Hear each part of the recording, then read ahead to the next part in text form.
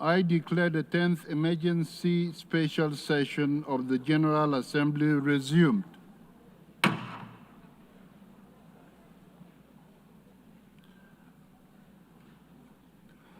Members will recall that in paragraph 11 of its resolution ES 10/26 of 11th December 2024, the Assembly decided, and I quote, to adjourn the 10th emergency special session temporarily and to authorize the President of the General Assembly at its most recent session to resume its meeting upon request from member states.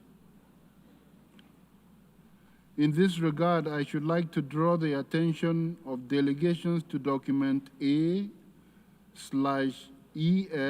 10/1036, which contains a letter dated 5th June 2025 from the permanent representatives of Yemen and Cameroon in their respective capacities as chair of the Arab Group and chair of the Organization of Islamic Cooperation Group, requesting the resumption of the 10th emergency special session. I intend to conduct the proceedings of this meeting in accordance with the rules of procedure of the Assembly and the past practices of this emergency special sessions. In keeping with established practice, I should now like to invite the attention of the Assembly to document A/ES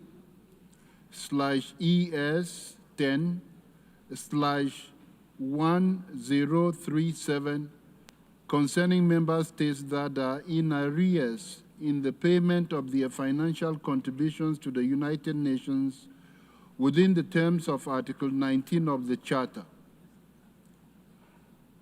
May I take it that the Assembly duly takes note of the information contained in this document?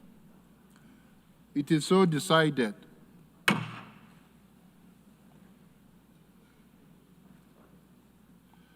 The Assembly will now resume its consideration of Agenda Item 5 entitled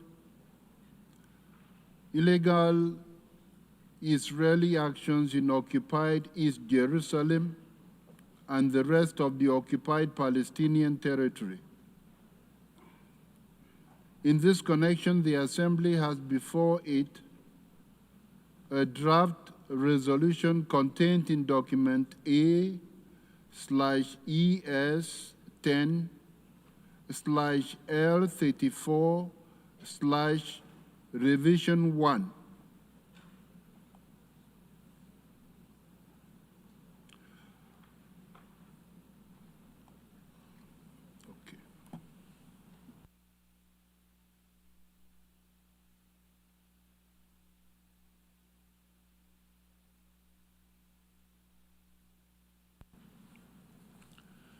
Your Excellencies, ladies and gentlemen,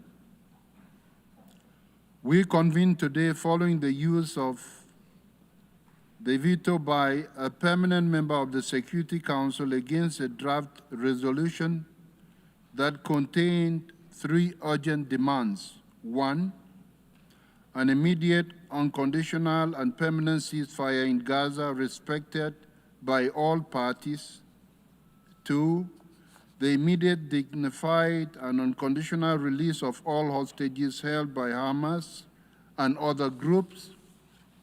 And 3, the immediate and unconditional lifting of all restrictions on the entry of humanitarian aid into Gaza and its safe and unhindered distribution at scale, including by the United Nations and humanitarian partners throughout the Gaza Strip. After 20 months of war, the horrors in Gaza must end. Despite the urgency, the Security Council remains once again paralyzed on this issue, unable to fulfill its responsibility for maintaining international peace and security. And once again, the General Assembly is called upon to take the lead in addressing the unacceptable and catastrophic situation in Gaza. It is unacceptable that the killing of innocent civilians, including women and children, persists with no end in sight.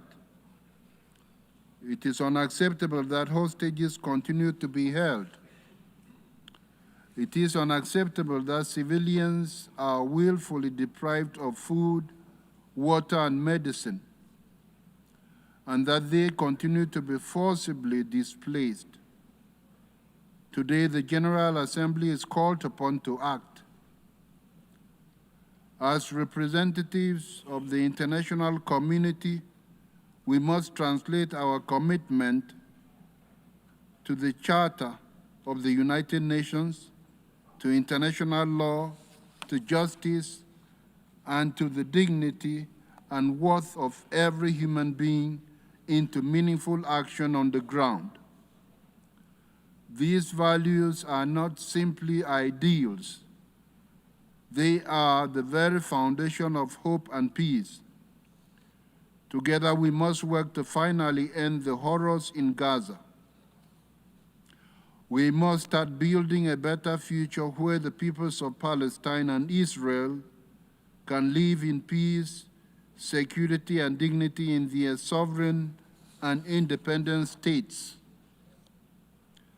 Next week, member states will have an opportunity to showcase their resolve in realizing that promise at the high-level International Conference for the Peaceful Settlement of the Question of Palestine and the implementation of the two-state solution. Let us not forget that the two-state solution is based on Resolution 181, adopted by the General Assembly in 1947, 78 years ago, and reaffirmed by many other resolutions. I call upon all delegations in this hall today to do the utmost to lay the groundwork for the two-state solution. It is the price for durable peace and security between Israel and Palestine. The time to act is now. I thank you.